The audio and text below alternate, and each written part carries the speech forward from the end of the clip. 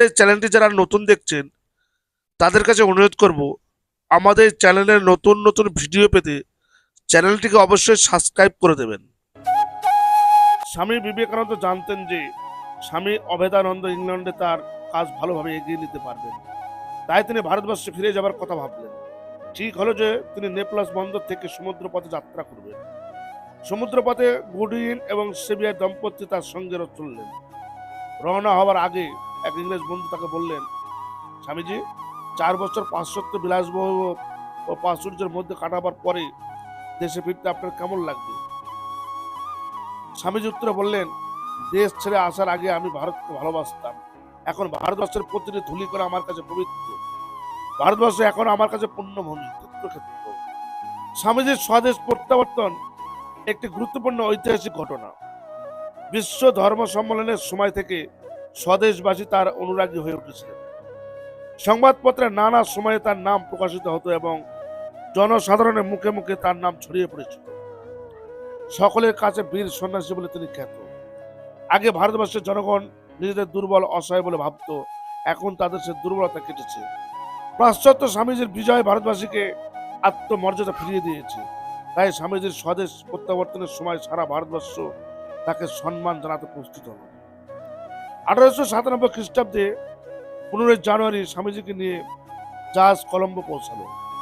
স্বামীজির মন তখন আনন্দ আর উত্তেজনায় পূর্ণ। এই তার স্বদেশ ভারতবর্ষ। আবার তিনি ভারতবর্ষের পবিত্র মাটিতে পাদচারণা করতে পারবেন।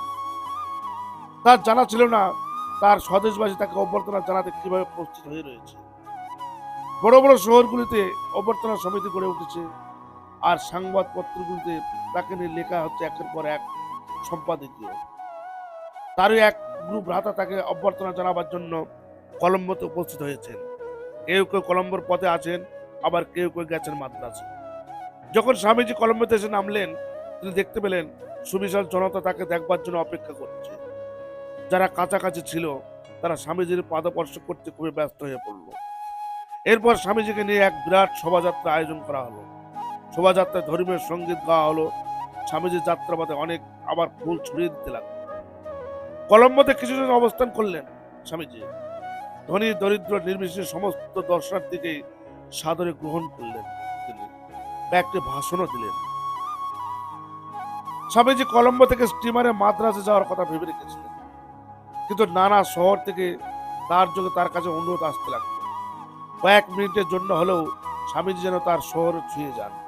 তাই স্বামীজি অন্যরকম পরিকল্পনা করলেন এবং স্থলপথে কখনো ট্রেনে কখনো ঘোড়ার গাড়িতে নানা দিক ঘুরে এগিয়ে যেতে লাগলেন। প্রতিটি শহরে তিনি দেখলেন বহু মানুষ তাকে অভ্যর্থনা জানাবার জন্য অপেক্ষা করছে। তার সম্মানে কত বিজয় তোরণ নির্মাণ করা হয়েছে।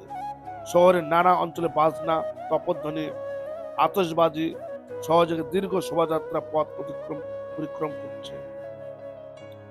তাকে উষ্ণ সম্বর্ধনা দেওয়া হলো। স্বামীজিও তার উত্তরে সংক্ষেপে কিছু বললেন। স্বামীজি স্টিমারের সমুদ্র পথ পেরিয়ে শেষে পাম্বানে এসে নামলেন। পাম্বানের রাজা প্রজা সকলেই স্বামীজিকে সাদর অভ্যর্থনা জানালেন। ঘোড়ার গাড়ি থেকে ঘোড়া খুলে দিয়ে রাজা এবং আরো অনেক সম্ভ্রান্ত ব্যক্তি তার গাড়ি টেনে নিয়ে চললেন।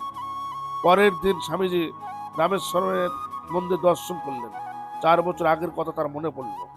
সে সময় তিনি ছিলেন অজ্ঞাত পরিব্রাজক সন্ন্যাসী। আজ তিনি একজন খ্যাতিমান মানুষ, যাকে সম্মান শ্রদ্ধা নিবেদন করবার জন্য বিশিষ্ট ব্যক্তি যেন পরস্পর প্রতিযোগিতা নেমেছেন। বিজয় যাত্রা অব্যাহত থাকলো। স্বামীজি রামনাথ, মাদুরা, কুম্ভকোণম এবং আরো অন্যান্য শহরের মধ্য দিয়ে এগিয়ে যেতে লাগলেন।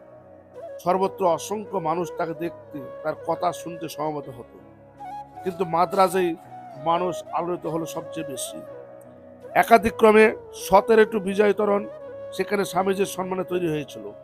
দলে দলে মাদ্রাজের জনসাধারণ তাকে সম্বর্ধিত করেছিল। স্বামীজি সেখানে 9 দিন বাস করে কয়েকটি গুরুত্বপূর্ণ ভাষণ দিয়েছিলেন।